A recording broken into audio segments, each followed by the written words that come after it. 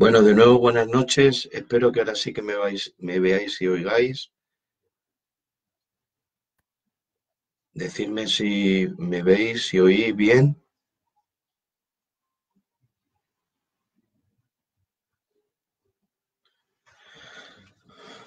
Ya van entrando hermanos. Por favor, me vais diciendo si se ve, se oye bien, ¿vale? Israel me contesta que sí.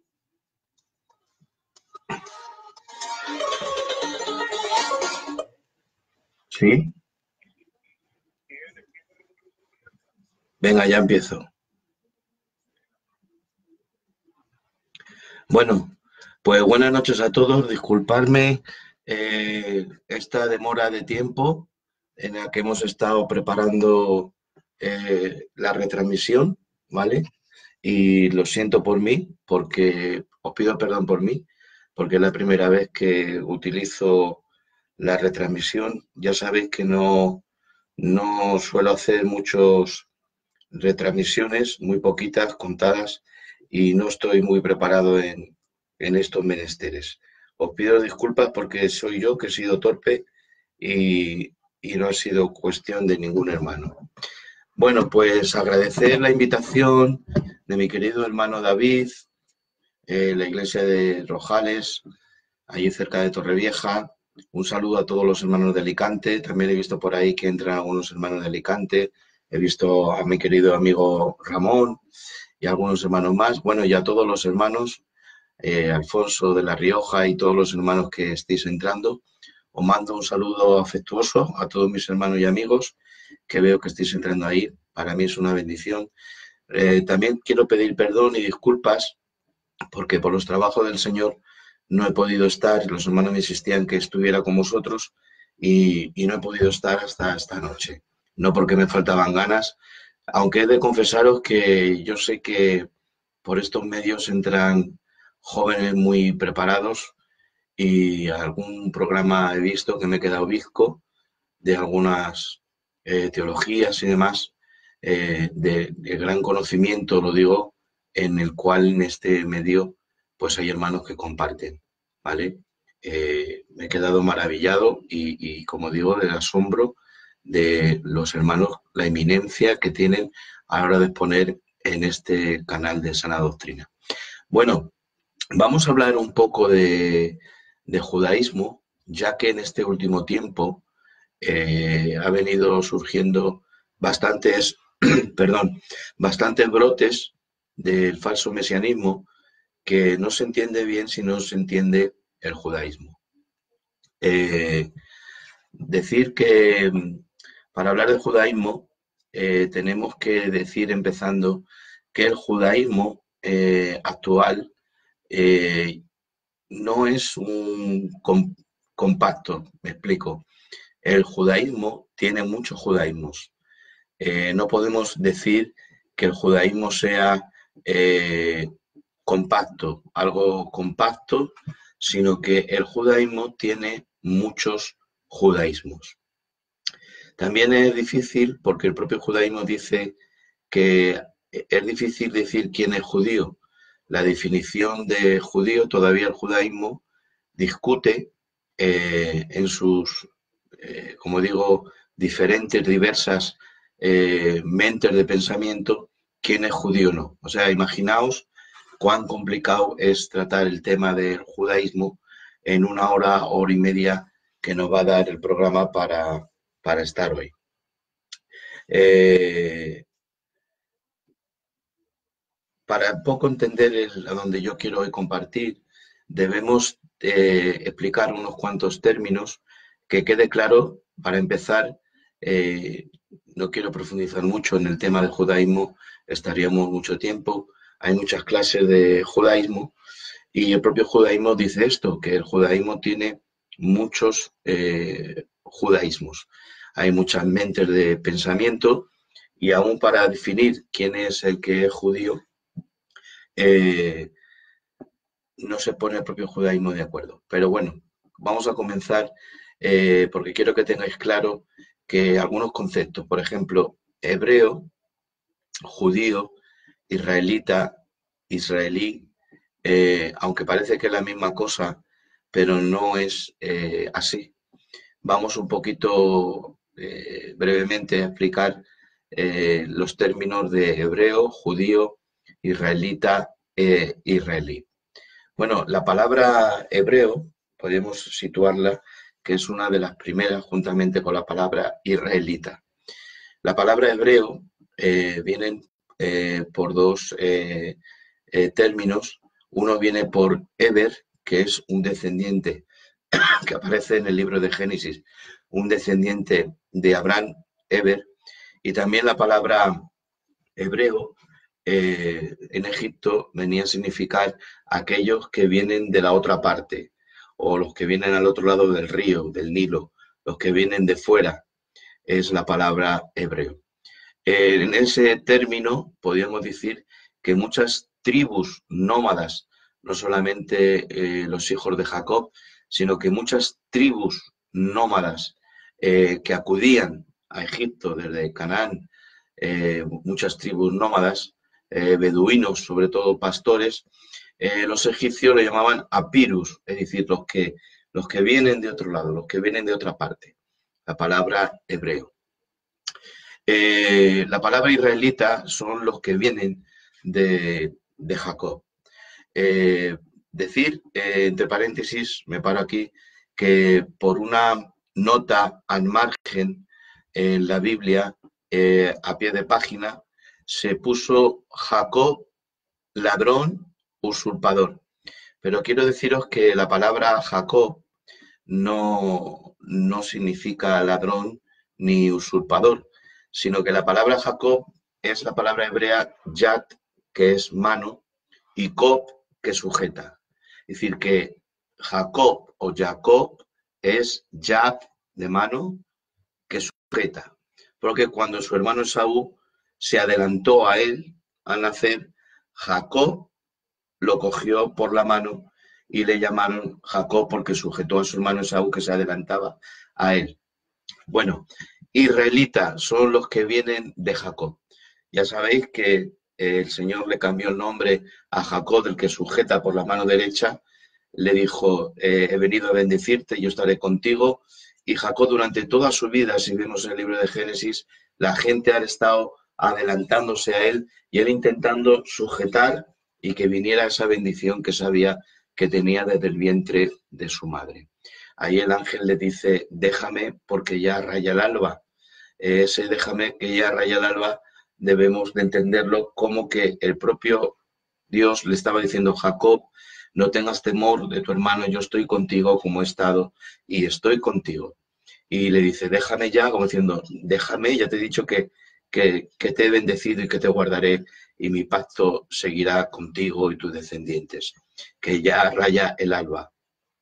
En algunas exposiciones que yo he oído parece como que cuando el ángel de Jehová le dice déjame que raye el alba, es que como una especie de vampiro, que el ángel el día le perjudicaba y se marchaba, pero bueno, no, el ángel no era un vampiro, por supuesto, sino que el propio Dios le está diciendo déjame que ya raya el alba, diciendo ya te he dicho que te voy a bendecir, déjame que ya raya el alba, ya te he dicho lo que te tenía que decir. Bueno, la palabra hebreo son todos los que descienden del descendiente de Abraham, Eber, como decía, y también los egipcios llamaban a las tribus nómadas que descendían, les llamaban Abiru, hebreos, los que vienen del otro lado, los que vienen de fuera, ¿vale?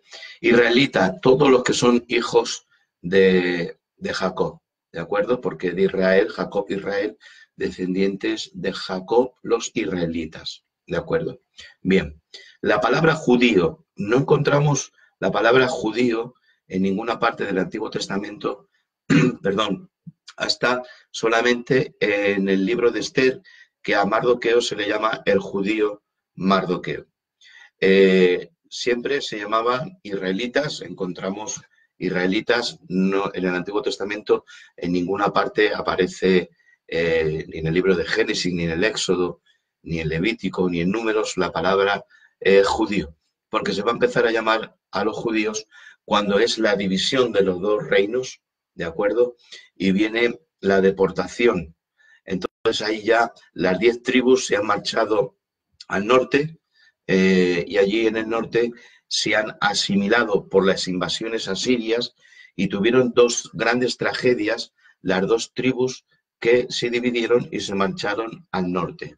Las dos grandes tragedias fueron de que al marcharse las 10 tribus, ocupar desde Samaria y Galilea, los altos de Golán, el norte de Israel, no tenían templo. El templo se quedó en Judá, en Jerusalén, era el territorio de Judá.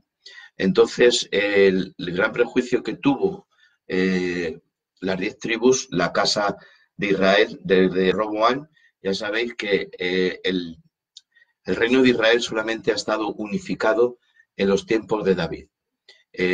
Con Salomón parece una decadencia, aunque también estuvo unificado. Sobre todo sobre Roboam ya se hace la partición y 10 tribus se marchan, como digo, al norte y Judá y Jerusalén, que está en el territorio de Judá, juntamente con Benjamín. No citamos a Leví porque Leví no recibió tierra cuando fue la repartición por Josué de la tierra prometida. Entonces las 10 tribus se marchan al norte.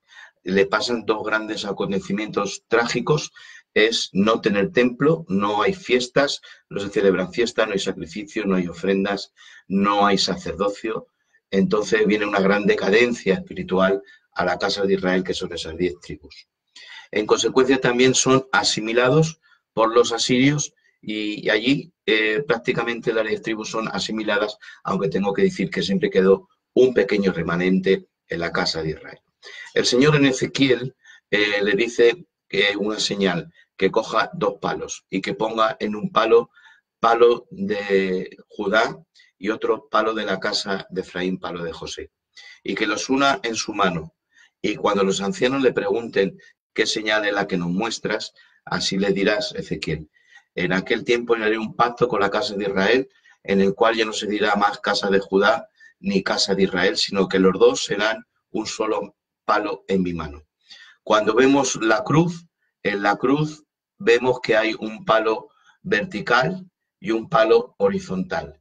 Y Efesios capítulo 2 nos habla también, igual que Ezequiel, que de los dos pueblos, el judío y el gentil, hizo un solo pueblo. Y que ya no hay judío ni que hay griego, sino que somos uno en Cristo.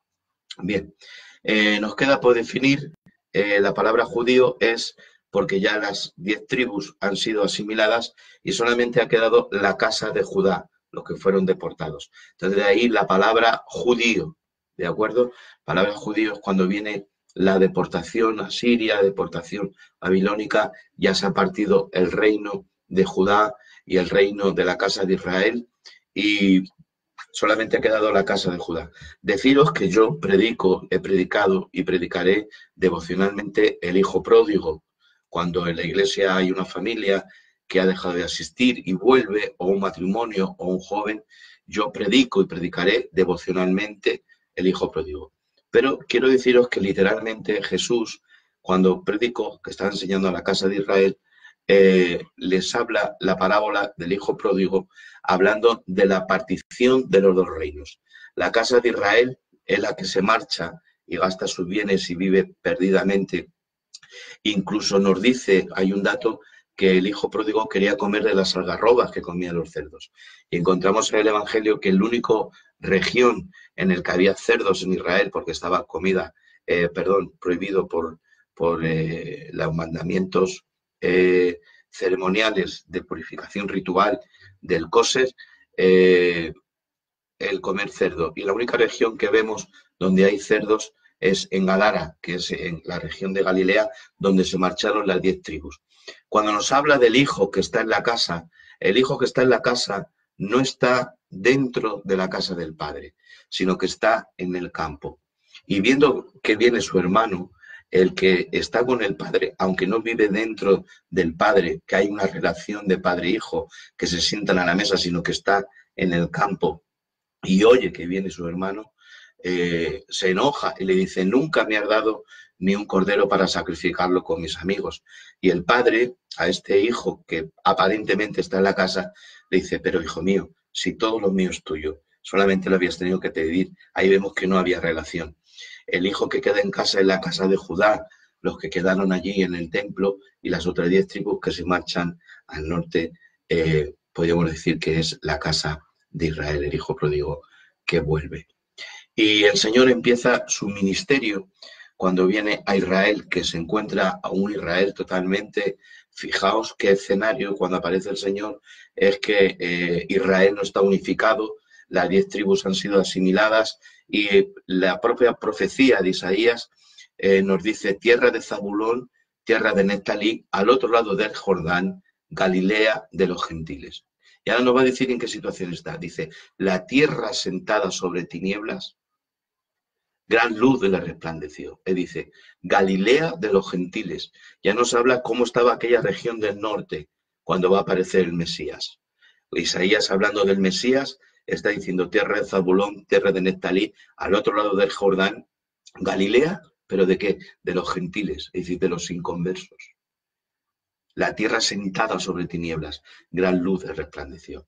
¿Por qué Jesús no empezó por Jerusalén? Ningún rabino les daría por empezar por un sitio donde tenían fama de ignorantes, porque los fariseos a la gente de Galilea los tenían como una gente maldita que no sabía la ley. Ya lo decían ellos, los de Jerusalén, viendo a los de Galilea, ¿de acuerdo? Entonces cualquier rabino hubiera empezado en Jerusalén, ahí estaban las escuelas más importantes y los auditorios más importantes, pero sin en cambio vemos que el Señor Jesucristo, el Mesías, comienza su ministerio cumpliendo Isaías por Galilea, ¿de acuerdo? Que es la casa de Israel, aunque luego también va el Señor a Judá en el templo, pero el ministerio en concreto lo comienza el Señor en Galilea. ¿Por qué? Porque la primera que se perdió fue la casa de Israel. Y luego también el Señor va a bajar al templo, ¿de acuerdo? Para predicar allí a todos. Pero mayormente centra el Señor su principio, mejor dicho, de su ministerio en los que están peor. Y donde más liberaciones diabólicas, más sanidades de enfermos, el Señor las realiza allí en Galilea. Bueno, vamos a seguir un poquito más hablando. En la época de Jesús había algunos grupos religiosos, como estoy diciendo, ya os he dicho, que Israel está asimilado a la casa de Israel, aunque queda un poco remanente en el norte. En el templo no hay relación, solamente hay religión, solamente hay liturgia, no hay relación. Como el Señor nos lo explica y nos lo ilustra muy bien, en el Hijo Pródigo no hay ninguna relación, ¿de acuerdo? Y esa es la situación. Luego, en la época de Jesús, encontramos grupos religiosos como eran los saduceos, que podemos decir son los primeros. En la época helenística que vivió Israel, la época helenística, la época griega que vivió Israel, la invasión de los griegos a cargo de Alejandro Magno, que al no tener hijos fue el general que murió más joven de la historia, a no tener hijos, desgraciadamente dividió su reino en sus generales. A Seleuco le entregó, aparte de que es de Oriente Medio, Israel y las tierras circundantes, las recibió Seleuco, de ahí que se llama el periodo selúcida, porque viene del general Seleuco que recibió esa tierra. Estuvo durante bastantes años Israel invadido por los griegos, sobre todo con Antíoco Epifanes IV, que hizo aquella gran profanación totalmente tremenda, una tipología de la abominación desoladora que luego nos habla el profeta Daniel. A esto, Modín se levanta una familia que se llama los Macabeos. Los Macabeos van a iniciar una gran revolución celote y van a armar un ejército bastante poderoso de rebeldes que se van a unir y se van a levantar en una resistencia tremenda de fuerte contra los griegos. Los griegos abandonan Israel y los descendientes de los macabeos van a ser, por así decirlo, los que van a forjar o a engendrar lo que serían los saduceos. Ahí aparece Juan Hircano y a partir de ahí su descendencia van a surgir lo que son los saduceos. Los saduceos tenían el poder político, el poder religioso y el poder económico, los tres grandes poderes más fuertes que pueden tener. En cuanto a doctrina, ya sabéis, no creían en los ángeles, no creían en espíritus, ellos creían que no se podía interpretar a Moisés, era totalmente literal, ni a los profetas, y tenían estos poderes. Israel, en la época del Señor, por los saduceos, tiene un gran declive doctrinal y espiritual. Y el principio de los fariseos no es un principio malo. No siempre los fariseos fueron malos. El principio fue bueno, porque hubo dos maestros que llevaron a todo el pueblo de Israel de nuevo a un despertamiento a la Escritura. Estos fueron Hillel y Shammai. Crearon dos escuelas de pensamiento, el rabino Hillel y el rabino Shammai. En esas dos escuelas eran diferentes en pensamiento. En algunos puntos el rabino Hillel era más tajante y en otros puntos el maestro Shammai, o en los mismos puntos en los que Hillel era tajante, Shammai no lo era tan tajante. En otros Shammai era muy tajante y Hillel no lo era de igual manera que Shammai. Entonces, cuando leemos los fariseos, tampoco debemos de tener una mentalidad de que los fariseos era igual que el judaísmo es uno, sino que, como os he dicho, hay muchos judaísmos. Y los fariseos tampoco eran uno, eran los fariseos, pero cuando Jesús aparece, no hay dos escuelas. Hay dos escuelas en el año 100 y pico antes de Cristo, que aparece el maestro Hillel y Shammai, pero a medida de los años, los discípulos de Hillel y Shammai se hacen rabinos y fundan otras escuelas. Así, cuando que aparece el Señor, después de 100 y pico años, que se fundan estas dos escuelas que llevaron al pueblo a un despertamiento, ya había 7 escuelas de fariseos. Por lo que entendemos que había fariseos muy cercanos a Jesús y había fariseos totalmente contrarios y enemigos de Jesús. ¿De acuerdo? La madre de Juan Elcano fue sabia y le dio un consejo, viendo que los fariseos empezaban a surgir, les dio un consejo que metieran en el Sanedrín también a fariseos. Eso fue una buena mentalidad y dentro del Gran Sanedrín de Jerusalén empezaron por este consejo de Juan Elcano a introducirse también fariseos. Entonces los fariseos eran con los que más tiempo pasaba Jesús. ¿Por qué?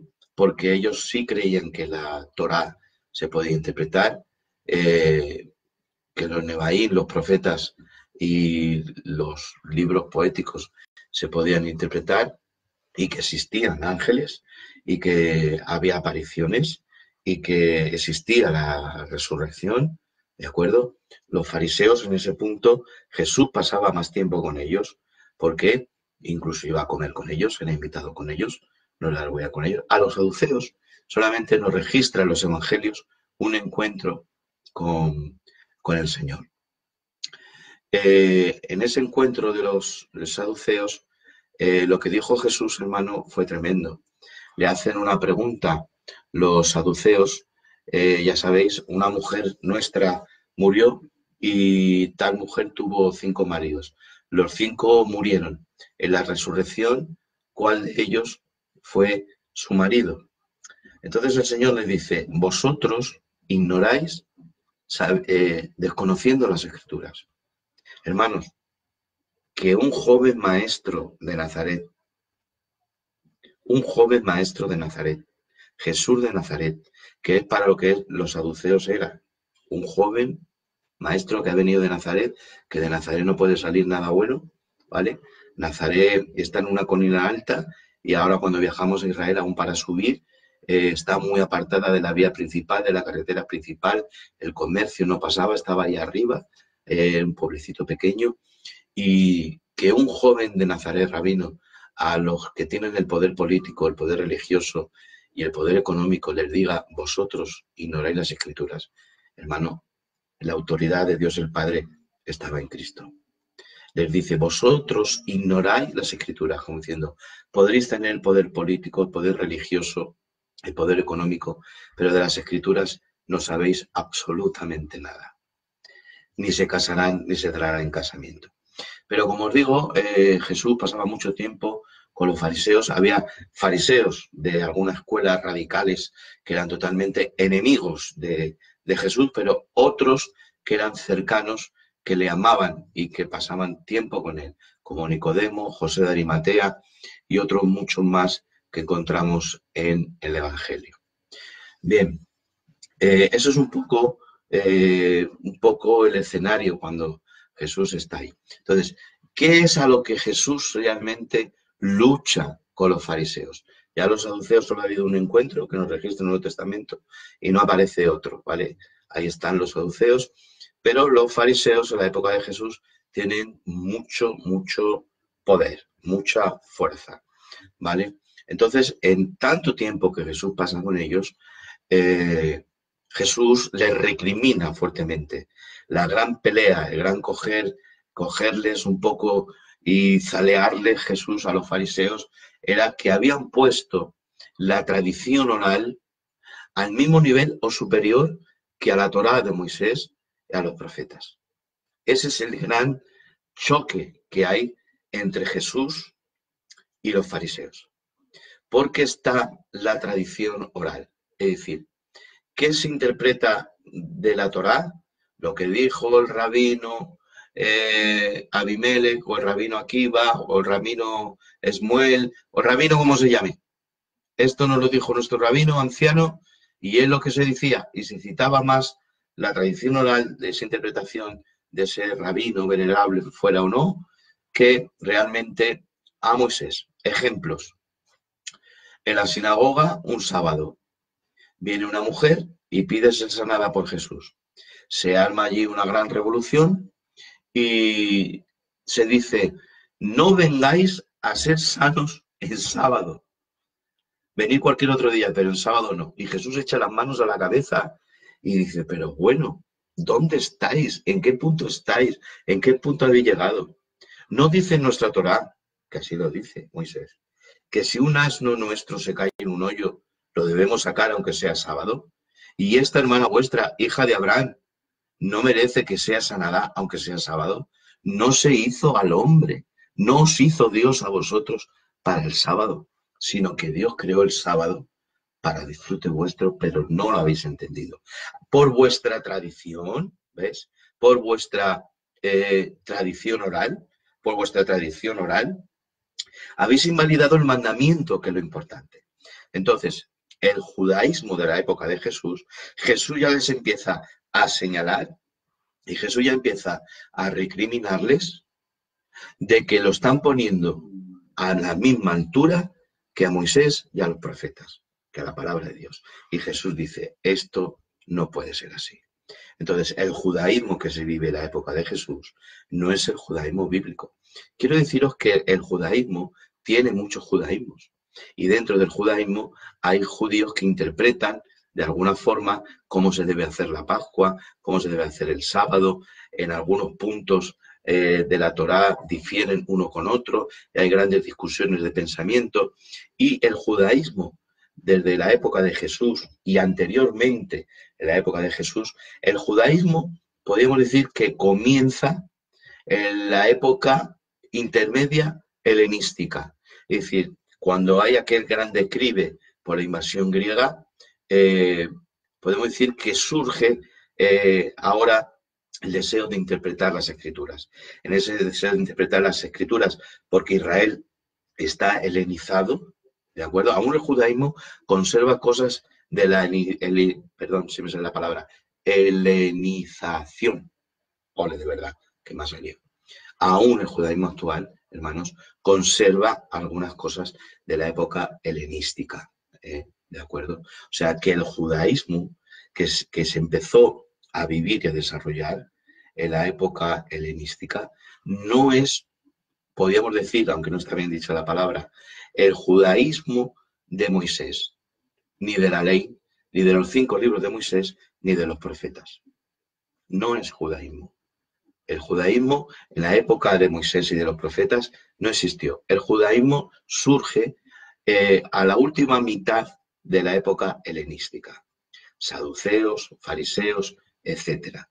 Cuando viene Jesús es la gran explosión, ¿no? Aunque ya empieza la decadencia.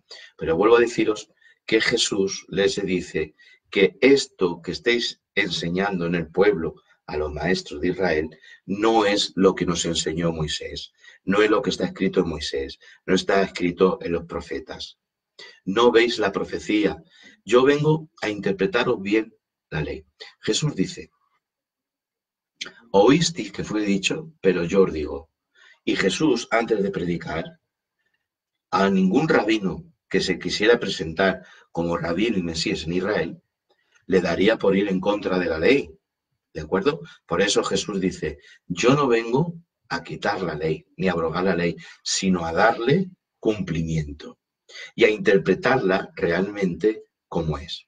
Entonces él dice, oísteis que fue dicho. Entonces Jesús viene a aclarar bien lo que son leyes ceremoniales, lo que son leyes espirituales, lo que son leyes para la tierra, lo que son leyes levíticas, leyes sacerdotales, ¿de acuerdo? Y también para quitar la enseñanza oral. Porque Jesús dice, oísteis que fue dicho. Si Jesús está en contra de lo que está escrito, Jesús no está en contra de lo que está escrito. Él marca ley ceremonial, ley espiritual, ley de la tierra, ley de sacerdocio. Y los marca todo en su sitio. Cuando lo tiene todo enmarcado en su sitio, ahora Jesús dice, un momento, ya lo tengo enmarcado todo en un sitio. Yo no vengo a quitar ni a abrogar, sino a dar cumplimiento. O lo he colocado a todo en su sitio. Ahora que lo he colocado en su sitio, os digo, oísteis que fue dicho, pero yo os digo. Si él hubiera estado en contra de lo que era la ley, hubiera dicho, leísteis que fue escrito. ¿De acuerdo? Entonces, Jesús coloca, el Señor coloca las leyes en su sitio. Cuando dice, ¿cómo tú no comen ni tus discípulos con las manos lavadas y sucias? Y el Señor dice, ¿qué hizo David cuando cogió el pan que estaba allí, que venía de la guerra, con las manos sucias en sus hombros y comió la mesa de los panes de la preposición? No es lo que entra en la boca del hombre lo que le contamina, sino lo que sale. Entonces está poniendo el mandamiento espiritual en su sitio y el mandamiento ceremonial en su otro sitio. ¿De acuerdo? Entonces Jesús viene primero viene a las ovejas perdidas de la casa de Israel. ¿De acuerdo? Esas 10 tribus que se fueron al norte, primeramente viene a las ovejas perdidas de la casa de Israel. Dice la Biblia, a lo suyo vino y lo suyo no le recibió. Pero después de la muerte y resurrección de Cristo, Jesús dice, id ahora por todo el mundo y predicar el evangelio a toda criatura. ¿De acuerdo? Dios no es Dios de judíos, Dios es Dios de gentiles. Pablo, en Romanos capítulo 1 y 2, va a sentar primeramente al judío en la silla de culpable, pero también al gentil lo sentará a nosotros en la silla de culpable, Pablo. ¿Y por qué sienta en silla de culpables primero al judío? Porque dice, a ti, judío, se te ha entregado los pactos, porque dice Pablo, ¿en qué aprovecha pues el judío? Dice, mucho en todas maneras, porque a ellos ha sido entregada la palabra de Dios. Con ellos ha sido el que Dios pactó, todos los pactos, Dios pactó con los patriarcas y con el pueblo de Israel. ¿De acuerdo? Pero como mucho se te mostró, se te entregó la palabra, se te entregó pactos, no andaste conforme a la fe. Entonces eres culpable, porque todo esto no te ha servido para andar conforme a la fe. Entonces eres culpable. Pero al gentil le dice, tú también eres culpable, porque aunque el Señor no te ha entregado la palabra a ti, gentil, ni ha pactado contigo, gentil, tú también eres culpable delante de la justicia de Dios el Padre. Porque lo que de Él se conoce, por medio de las cosas creadas, es decir, por medio de la creación, ahí está su testimonio de que existe. Y tú, gentil, no puedes decir que eres ignorante. Yo no lo sé, Israel es culpable, yo no, porque Israel tiene los pactos, Israel tiene la palabra, lo han dado conforme a la fe, han dado conforme a la letra, conforme a la tradición, conforme a la religión. No, pero tú, gentil, también eres culpable porque por medio de lo creado, Dios se ha manifestado en ti. Entonces, Pablo en Romanos culpa al gentil y al judío, pero dice que el gentil y el judío, Dios ha venido a traer salvación al judío y al gentil. Amén. Bien. Bueno, seguimos. Volvemos otra vez a retomar judaísmo. Volvemos a la época de Jesús. Ese judaísmo que se está viviendo latente, poderoso en la época de Jesús, no es el judaísmo de la Biblia. Por ejemplo, encontramos en el Antiguo Testamento que judío es el que es de padre, pero el judaísmo de ahora, sobre todo de la época de los romanos, dice que judío es el que lo es de madre. Pero encontramos en la Biblia que no fue de esa manera, sino que vemos, por ejemplo, cuando viene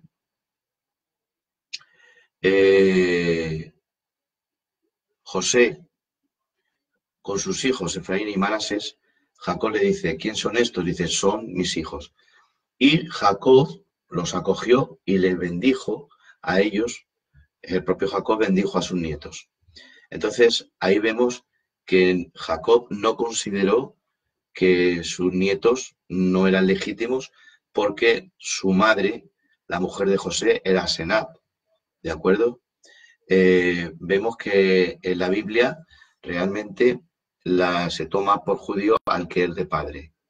Pero por los romanos que hacían ultraje a las mujeres judías en su invasión, señalaron que para determinar realmente quién era un hijo legítimo, judío era el que lo era de madre. Es decir, que se fueron añadiendo mandamientos en la ley oral a la medida. El judaísmo, a medida que ha pasado el tiempo, y eso lo dicen los judíos, ha ido añadiéndole liturgias por lo siguiente que voy a explicar. Por ejemplo, el sábado. El sábado que ahora se celebra, los judíos celebran, no es el sábado de la época de Jesús ni de Moisés. El Pesaj, la Pascua, tampoco es la ceremonia que Moisés y el pueblo de Israel durante siglos han hecho y que tampoco Jesús celebró. Se llama Seder de Pascua porque hay un orden en esa mesa de Pascua que no es lo que Jesús celebró ni tampoco en la época de Moisés y demás. A lo largo de los siglos la Biblia lo ha enseñado. En el sábado no hay encendido de velas por la mujer, no lo encontramos en la Biblia.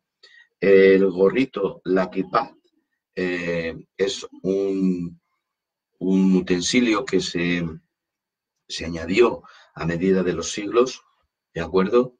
La kipá, Jesús no llevaba kipá. Tengo que deciros, olvidaos que Jesús no utilizó kipá. Algunos discuten que Jesús también se puso filacterias en el brazo y en la frente, pero no tenemos datos de que Jesús se pusiera filacterias, ni ningún judío en esa época las filacterias estuvieran en los brazos ni en las manos. Los judíos con el tiempo añadieron en los países de Centro Europa que vivían en el siglo XVII, XVI y XVIII esas vestiduras que cuando vas a Israel encontramos esos trajes negros, esos sombreros, y según de cada tendencia judía, de cada tendencia askenazí, sefardí, la vestidura de una manera y aún los sombreros también son de alguna manera. Los tirabuzones se llaman peyot en hebreo. ¿vale? Es porque dicen que los idólatras los idólatras se rasuraban la barba. Entonces, rasurarse la barba es de idólatras. Entonces, el comienzo de la barba, dicen ellos, empieza desde aquí, desde aproximadamente aquí, y esa fue una tradición que se añadió más. Luego, Joseph Caro, que fue un maestro también de Israel, escribió el Shulchan Aruch, que traducido significa con la mesa puesta. ¿Por qué surge el Shulchan Aruch? Porque a medida que ha pasado el tiempo, el judaísmo necesita adaptarse al tiempo que corre. Es decir, el tiempo va corriendo, el tiempo va evolucionando y el judaísmo tiene que adaptarse a la época que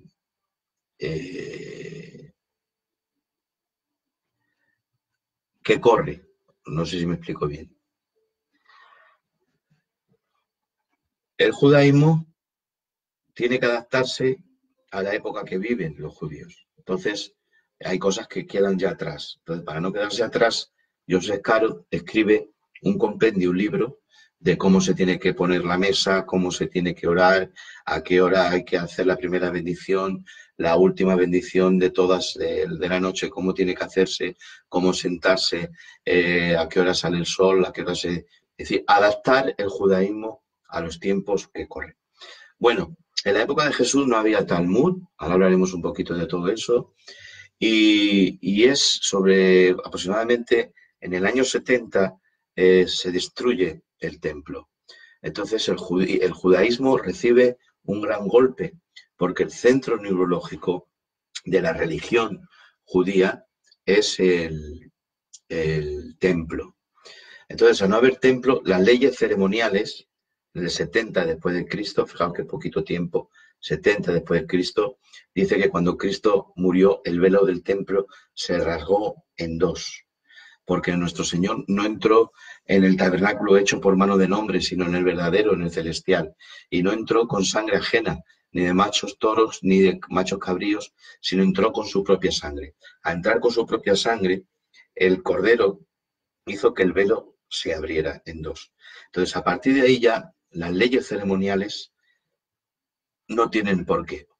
Por eso en el año 70 Adriano destruyó el templo y ya no puede haber sacerdocio ceremonial, no puede haber sacerdocio levítico, ni las leyes ceremoniales están en vigencia ya.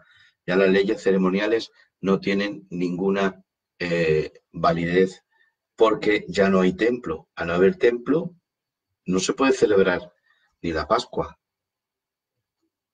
como debe ser en la Biblia. La Biblia, si miramos la Biblia, en Israel, eso los rabinos lo hacen, no pueden hacer sacrificios porque no hay templo. Entonces, ¿qué dijeron los rabinos? ¿Qué dijo el judaísmo? Entonces, si no podemos ofrecer sacrificios ni ofrendas, ¿cuál será el sacrificio y la ofrenda? La tefilá. ¿Qué es la tefilá? La oración. Entonces, el judaísmo, al fallar ya que no había templo, no se vayan sacrificios ni ofrendas, ¿qué es lo que hizo? Incorporarse a que no hay templo. No hay templo, no podemos sacrificar, no hay sacerdote. ¿Qué hacemos? Dijeron los rabinos, ahora el sacrificio son las oraciones. ¿De acuerdo? Entonces ya se escribe la ley oral que seguía. Jesús dice, oísteis que fue dicho. Jesús está en contra de lo que se dice, porque lo que se decía por los maestros estaba mal dicho. Fijaos, en hebreo, a ver si recuerdo bien, la palabra lepra y maldición va unidas gramáticamente. En español no, lepra y maldición gramáticamente no se parece en nada en absoluto. Ya sabéis vosotros que Miriam o María, la mujer de, la hermana de Moisés, murmuró, habló mal. Hablar mal es maldecir. Maldecir no solamente... no. Maldecir es que yo hable mal de ti. Te estoy maldiciendo. Si yo hablo mal de ti, te estoy maldiciendo. Entonces, el mal decir,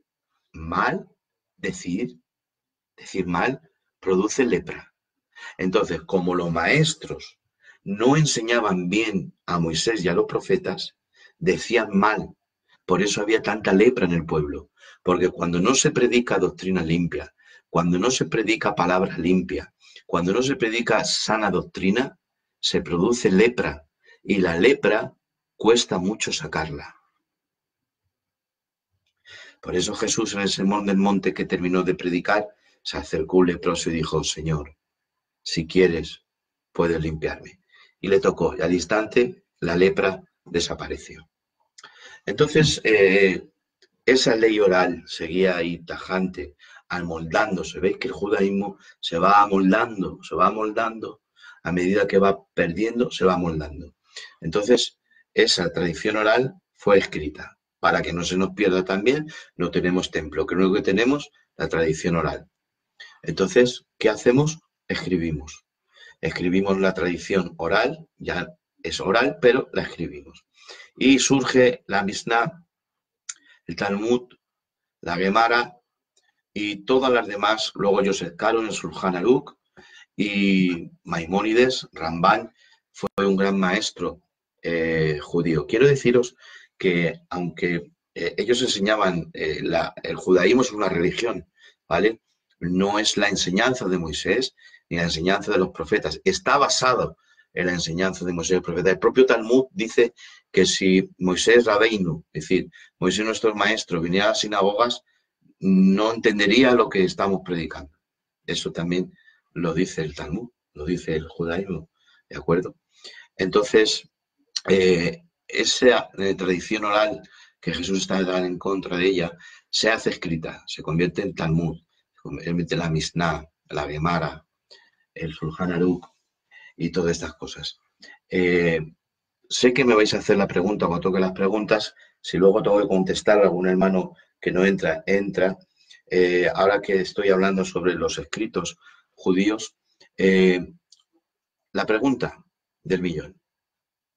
¿Se prohíbe en las sinagogas leer Isaías 53? ¿Prohíbe los rabinos leer Isaías 53? Tengo que decir que no. La sinagoga no está prohibido leer la Biblia. Tú imaginas en el culto que tus pastores te digan: no, esta no se puede leer. No, en la sinagoga se lee Génesis, se lee Éxodo, Levítico, Número, Deuteronomio, Isaías 1, 2, 3, 4, 17, 25, 35, 45, 55, 61, 66, todos los libros se leen y todos los capítulos se leen. Ahora, vamos a aclarar, ¿vale? ¿Prohibición de leer Isaías 53? No. Ahora, en la sinagoga, tenemos que, antes de decir esto, saber qué se lee en la sinagoga. En la sinagoga hay lecturas los viernes. Hay dos. Una se llama parasá, que significa porción, y otra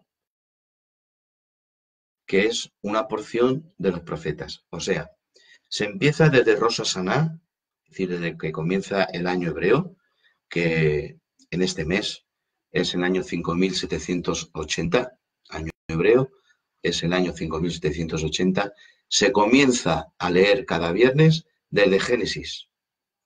Y en un año se lee la Torá y los profetas.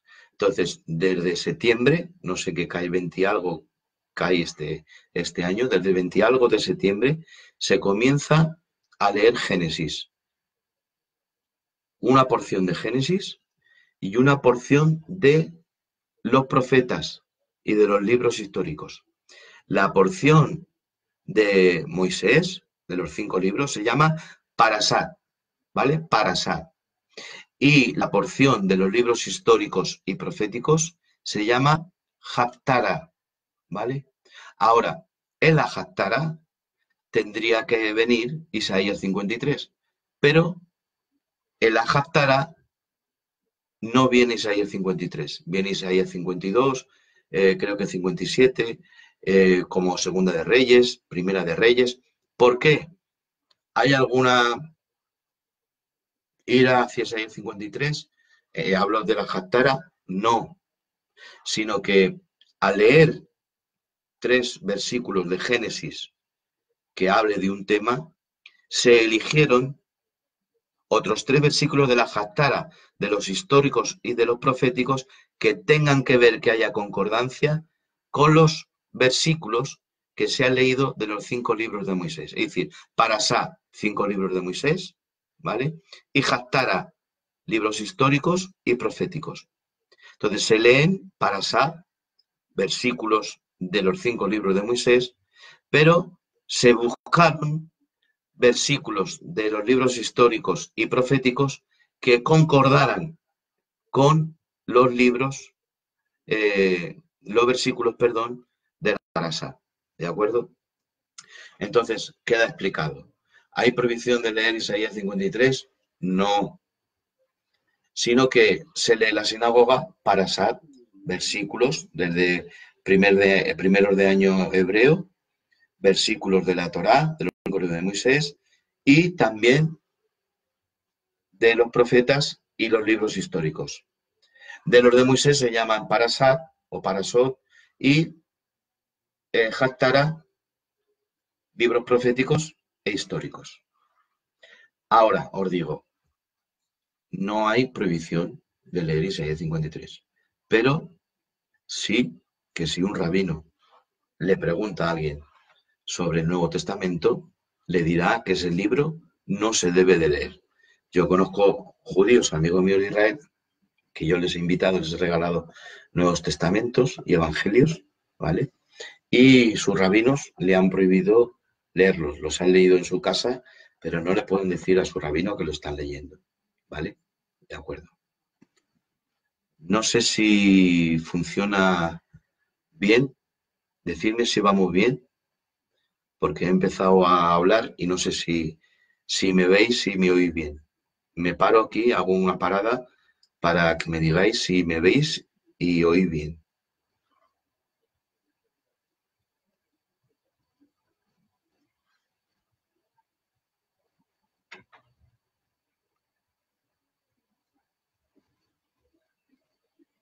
Vale, me dicen que me veis y oís bien. Bueno, ya tenemos claro, hermanos, que el judaísmo, vuelvo otra vez para que lo cogéis bien, el judaísmo no es una religión única, sino que el judaísmo tiene muchos judaísmos, ¿vale?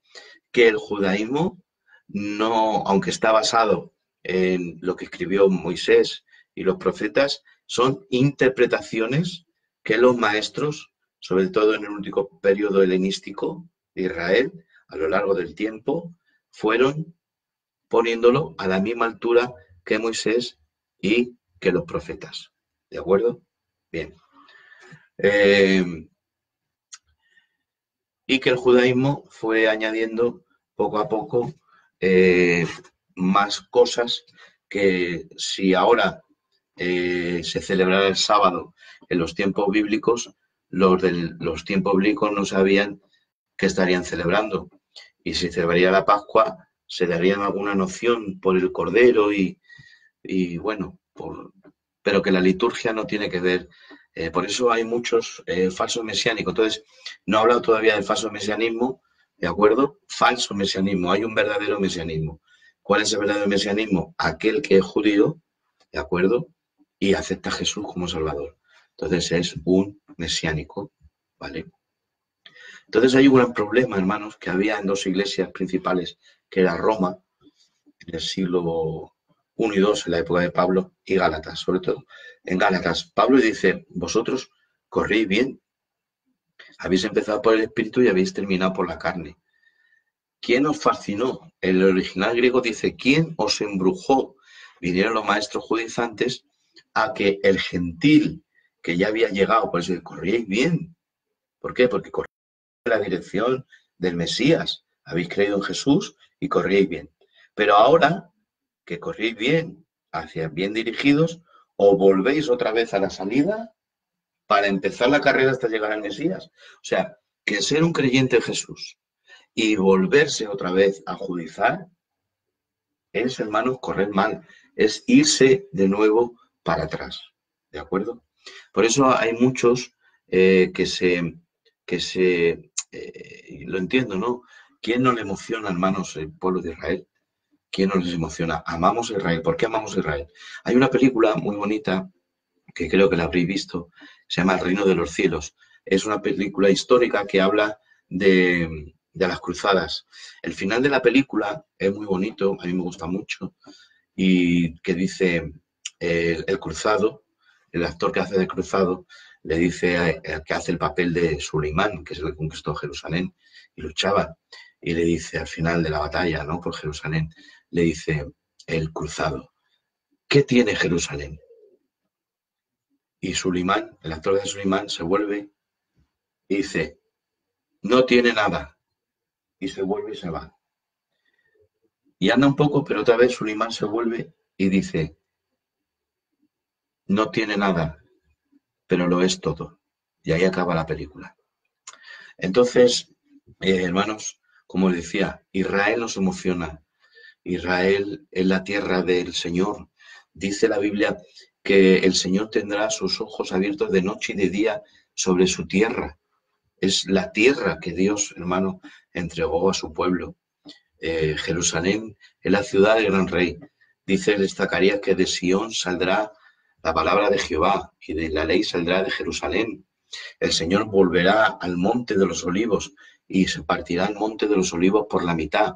Quiero daros una noticia, me paro entre paréntesis, por debajo de la Jerusalén, por debajo del monte Moria, está la Jerusalén de la época de Jesús y la puedes visitar, ¿de acuerdo? Bueno, pues allí cuando bajamos subterráneamente, por debajo tierra, vas viendo, hermanos, todo lo que había en la época de Jesús, son ruinas, pero el suelo, hay una parte que está como acristalado, ¿vale? Son unos metros que están acristalados para que veas un pequeñito riachuelo que ha empezado a brotar de las tierras subterráneas debajo del templo desde el año 2008, que lo vi, era un pequeñito riachuelo.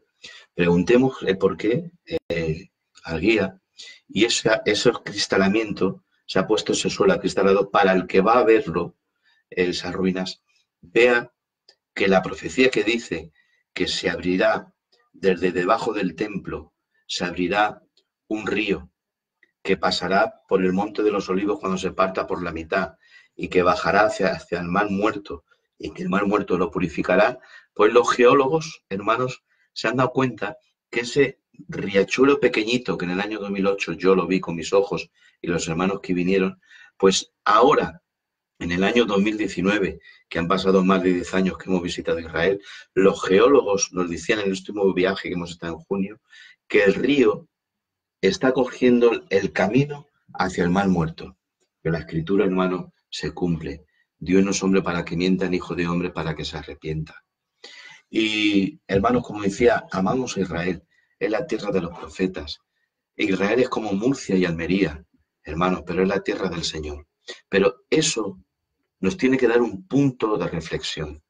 Porque vemos, hermanos, una bandera de Israel y la gente se emociona. Vemos un judío con una kipá y se emociona. Vemos la estrella de David y se emociona.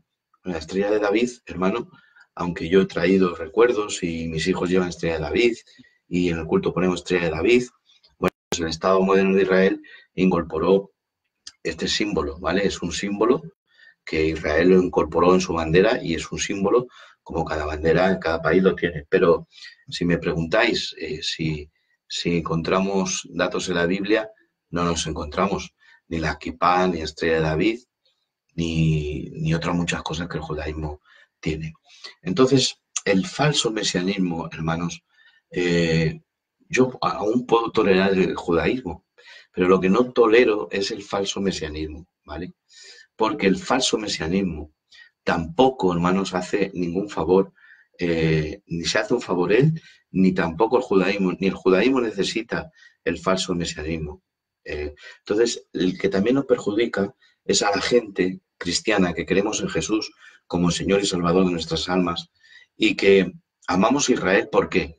Pues porque lo que dice la Biblia es el pueblo del Señor, ¿vale? El Señor vino primeramente a su casa, a la casa de Israel. Dijo, primeramente soy enviado a las ovejas perdidas de la casa de Israel, ¿vale?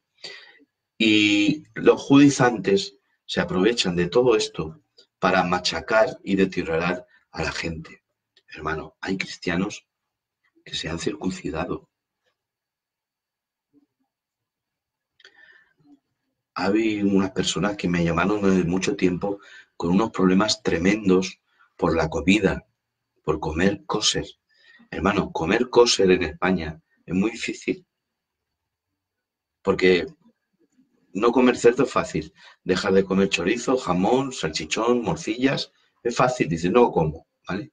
Pero por un lado no comes embutido, pero por otro lado tu mujer echa un filete en la sartén que está lleno de sangre y aún tiene que ser sacrificado por la supervisión de un rabino. En Israel la comida kosher es así. Y hubo una persona que me llamó hace muchos años que estaba ahí, yo aconsejándole con paciencia, con paciencia, con paciencia, y ya le dije, bueno, hermano, no comes nada de embutido, no, no. Bueno, está bien porque a mí mi médico, mis analíticas, me ven el colesterol, el hígado graso y me dice que no come el cerdo, porque el cerdo, el médico te dice que te lo quites porque perjudica el abuso del cerdo, ¿no? Entonces dije, vale, hermano, médicamente está bien, que no lo comas, está bien, pero si es por la Biblia, si tú comes, no, perdón, si tú no comes cerdo, pero comes filetes de pollo empanados, ¿tú comes filetes de pollo empanados? Le dije al hermano. Y por teléfono se quedó así parado. Digo, hola, se ha cortado. No, no, hermano, estoy aquí. Es que la pregunta no la entiendo. Digo, hermano, es muy fácil. Si comes filetes empanados de pollo, sí. Digo, pues estás pecando. ¿Cómo que estoy pecando? Digo, sí, porque por un lado, hermano, eh, comes filetes de pollo empanados, pero por otro lado comes fiambre. ¿Por qué dices eso? Digo, porque la Torá, la ley, prohíbe el cerdo, pero también prohíbe que te comas a la madre con la cría. Y un filete empanado es pollo y el huevo. Entonces, ya estás rompiendo eh, la palabra, no estás cumpliendo el mandamiento. Bueno, el sábado, el sábado dentro del judaísmo, hermanos, que la Biblia nos dice de que debemos de apartar un día para el Señor. Lo que el primero apartó el Señor, hermanos, fue un día. Lo primero que santificó el Señor no fue un árbol ni una tierra, fue una medida de tiempo, un día. Ahora, la palabra sábado, ¿vale? No es descanso, no es reposo, sino se diría mejor cese de obra, cesar de obrar. Entonces, ¿qué significa el sábado? Es que Dios ha cesado, porque Dios no se cansa. Dice, Dios descansó. No, la traducción original en Bereshit es, y Dios cesó de obrar. Y cuando cesó de obrar, contempló que todo lo que era bueno. Y al hombre le dijo, tú también cesarás de obrar, porque yo ya he obrado para ti todo y he visto que era bueno. Por eso yo dejé de obrar. Es decir, obré, trabajé, sea la luz, sepárese las aguas que están por encima de las aguas, la tierra serán tierra, luego las aguas de abajo que están encima serán mares, hágase la luz, la tierra produzca aguas, las aguas produzcan aves, seres vivientes. Yo ya he obrado para ti y he parado ya de obrar. Y como he parado de obrar, he visto que todo lo que he obrado para ti es bueno. Así que tú cesa de obrar.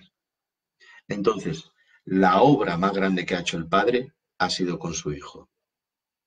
Entonces, su Hijo es la obra mayor del Padre. Y en Jesús es el verdadero reposo. Ahora también el Señor nos dice que guardes un día para el Señor.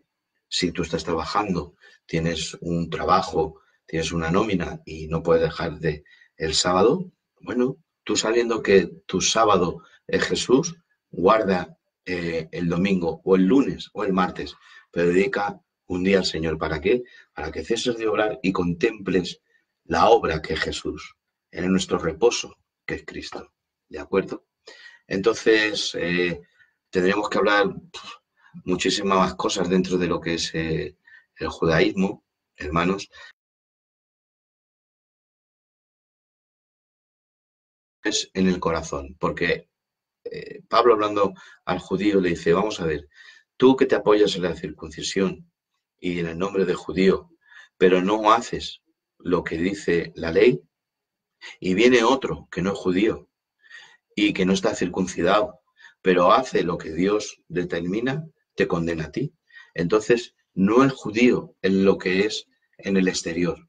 También Pablo dice, todo Israel será salvo. Entonces, cierto que Dios entregó los pactos a los patriarcas, luego a Moisés, luego la tierra, luego a David, el pacto davídico. Los pactos los entregó a Israel. ¿De acuerdo? La promulgación de la ley, hemos dicho. Pablo dice que aprovecha pues el judío mucho en toda manera, si entregada la promulgación de la ley, los pactos, etcétera, etcétera.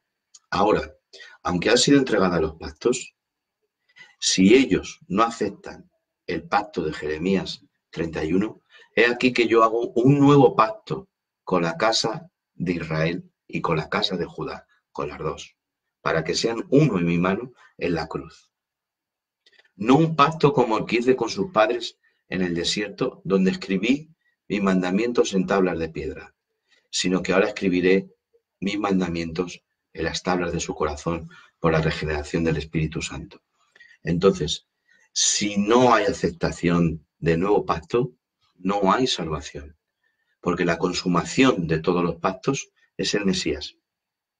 El pacto con Abraham, el pacto de la tierra, el pacto de la Torá, el pacto de David, del reino. Lo único que eran sombras, señalamientos del verdadero pacto que debía de venir. ¿Cuál es el pacto? Jeremías 31. El pacto que trae el Mesías, el pacto que trae Jesucristo. Entonces, sin ese pacto no hay salvación para Israel. Pero hermano Miguel, ¿cómo dice Pablo que entonces todo Israel será salvo? Claro, y los profetas también nos dice. Dice que Israel llorará como se llora por hijo primogénito. Y le preguntarán, y se nos dice hasta el mensaje por el cual Israel se salvará. Escudriñad. Os voy a dar una noción. Dice que le preguntarán Israel al Mesías cuando vuelva. ¿Qué son estas señales que hay en tus manos? Es decir, eres el Mesías, te aceptamos, pero nos llama la atención las heridas, que siendo el Mesías traes unas heridas en tus manos. Y el Señor dirá, estas heridas me las hicieron en las casas de mis amigos. Y eso les hará a Israel, y ahora hermanos, siento al Señor, le hará a Israel, destaca la Biblia, y llorarán como se llora por hijo unigénito. Les dolerá tanto a Israel cuando vean y reciban al Mesías. Y en la venida del Mesías le preguntarán, pero eres el Mesías, te aceptamos, pero ¿cómo que siendo el Mesías tienes heridas en las manos? Y él les dirá, estas heridas me las hicisteis en la casa de mis amigos. Y le dolerá tanto que el Mesías vino y no le reconocieron, que llorarán. Ahora, dice Pablo, volvemos, todo Israel será salvo. Pero, ¿qué todo? ¿Nuestro todo o el todo de Dios? Porque para mí, tu mucho puede ser mi todo. Y quizá para ti, mi mucho puede ser tu todo. Un todo no es igual para todos. Entonces, el todo de Dios. ¿Cuál es el todo de Dios? Su soberanía, su excelencia. ¿Habrá gente de Israel que no sea salva? Sí. Se me olvidó un término. Gracias, Espíritu Santo. Dijimos hebreo, israelita, judío, pero israelí. Faltaba israelí. ¿Quién es israelí? Israelí no es lo mismo que israelita. Israelita dijimos que son los que descienden ¿de quién? De Jacob. Hebreo son las tribus que vinieron del otro lado, los descendientes de Bet. Judío es la religión, los que vinieron de Judá. La religión es judío, judaísmo. Pero israelí son los que viven en Israel desde la fundación del Estado moderno de Israel en el año 1948.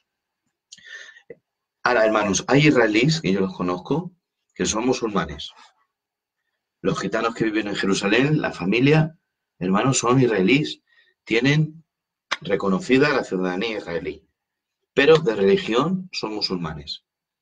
Hay israelíes ateos, no creen en Dios. Yo tengo algunos amigos israelíes que no creen en Dios. Ellos no se dicen judíos porque no creen en la religión y la practican. Entonces, hay israelíes, hermanos, y no son creyentes, ni tampoco son ortodoxos. No pensáis que en Israel todo el mundo, hermanos, va con kipá, con sombrero, con traje, con tirabuzones. No, hay gente que son como tú, como yo, están en sus trabajos, a lo mejor practican el judaísmo en sus casas. Está, por ejemplo, el judaísmo ultraortodoxo. Eso no tiene ni luz eléctrica en sus casas. No hay televisión, no hay radio, son ultraortodoxos. Luego están los ortodoxos, un poco menos. Son radicales, pero menos. Luego están los tradicionales. Los tradicionales que celebran las fiestas, celebran el sábado, van a la sinagoga, pero tienen luz eléctrica, tienen televisiones de plasma, tienen portátiles, tienen ordenadores, tienen móviles. Y luego están los laicos, ¿vale? Los laicos es o que ni practican nada, o si practican, pues es el Año Nuevo Judío, la Pascua, algún sábado que otro, si hay una fiesta familiar van a la sinagoga. Y luego, imaginaos, hay un partido ultraortodoxo en Israel que es contra el Estado de Israel. Y ayudan a Irán, ¿vale? Tienen amistad con Irán, con Irak, con Siria, porque quieren la destrucción del Estado de Israel. Porque según estos judíos ortodoxos, no me acuerdo su nombre, perdonadme, según estos judíos ultraortodoxos, el Estado moderno de Israel no es el verdadero. Así lo interpretan ellos. Entonces, hermanos, para hablar de judaísmo tenemos que estudiar un poquito. Y bueno, voy a estar terminando. Y lo único que encaja, hermanos, es Jesús. Jesús es el perfecto judío. ¿Alguien quiere saber sobre el judaísmo? Profundice en Jesús. Desde que nació hasta que murió. Jesús como hombre, Jesús de Nazaret, es el perfecto judío, pero elevado. Jesús, hermano, dice Juan, en el principio era el verbo era con Dios y el verbo era Dios. Y el verbo se hizo carne, se hizo un tabernáculo. Un cuerpo es un templo. Se hizo carne y habitó entre nosotros. Y vimos su gloria, gloria como el unigénito Hijo del Padre, lleno de gracia y de verdad. Es decir, que a mí siempre me gusta decir esto, que Jesús, hermano, era un comentario andante del Padre. Era el perfecto judío, pero elevado a la potencia de revelar al Padre. Entonces Jesús es un comentario andante, dando a entender al Padre. Felipe, tanto tiempo lleva contigo y no me has conocido. El que me ha visto a mí, ha visto al Padre. Amén. Bueno, pues hasta aquí, hermanos. No sé cómo funciona esto. Si tenéis preguntas, hermanos, pues las escribid, creo que así va, ¿vale? Y yo, 5 minutos, la contesto.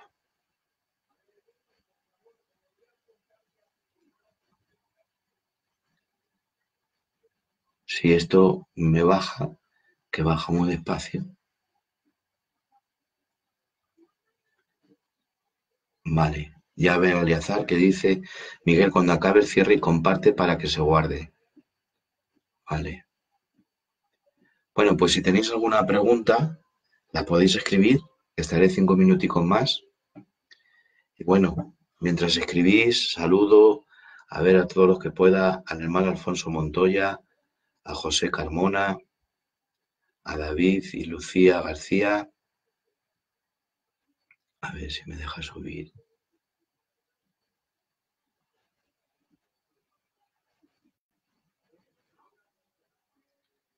A Moisés Silva, a Rafa Borja. Hola, Rafica. Rafika, Dios te bendiga, compañero mío. A Monini Belli, a Chuche de Bilbo.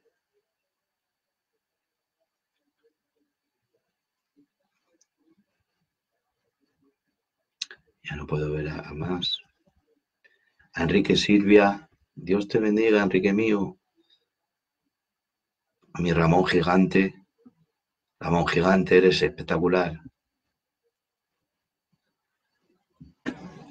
A ver, esto sí baja.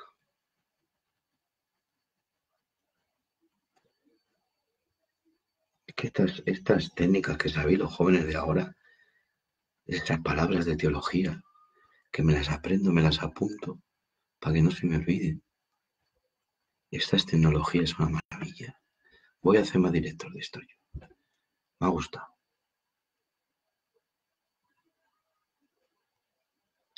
Richard de Santiago, Dios te bendiga. Johnny Ferrerela, Carlos González, Carlicos, aleluya. Bueno, si tenéis preguntas, ahora me he ido muy para arriba y no sé si estoy haciendo preguntas. A ver si puedo bajar. Qué malo estoy hacerse viejo.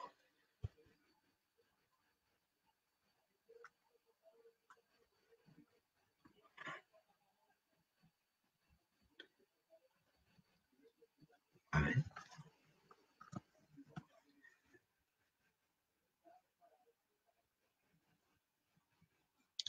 esto se ha ido muy para arriba, el puntero, y no veo vuestras preguntas, si las estáis escribiendo. A ver, baja, hombre,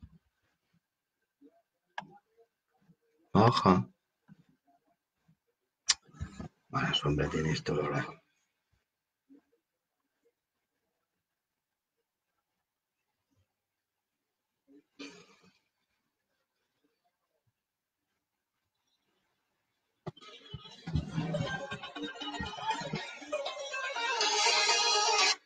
¿Sí?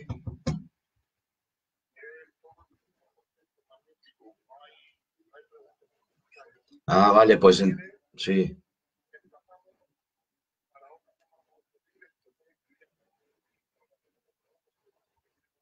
vale. Ahora, ¿cómo hago para que se guarde? ¿Cómo cierro?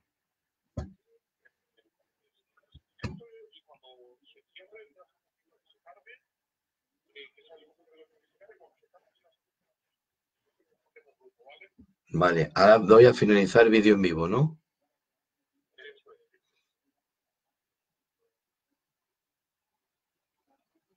Venga, vale. Venga, que te oigo mal. Bueno, amigos míos, cariños. Bueno, que me ha gustado esto, oye. Esta cosa está bien. He escuchado a algunos hermanos, algunos directos, pero me ha gustado hacerlos. Bueno, voy a aprovechar de haceros publicidad un poquito. Tengo mi canal de YouTube, que lo estoy reformando. Se llama Escuela del Mesías, ¿vale? Hay algunos mensajes y también pondré algunas enseñanzas cuando tenga tiempo, si el Señor me lo permite, y vamos a poner ahí un seminario en YouTube, ¿vale? Bueno, pues gracias a todos que habéis estado ahí, hermanos. Orad por mí, que me lo necesito.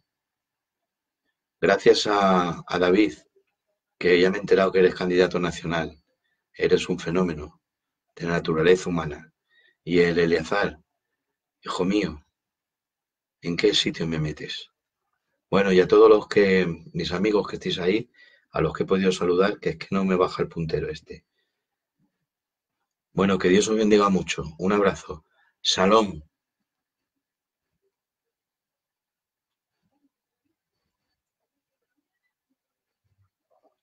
No se cierra esto.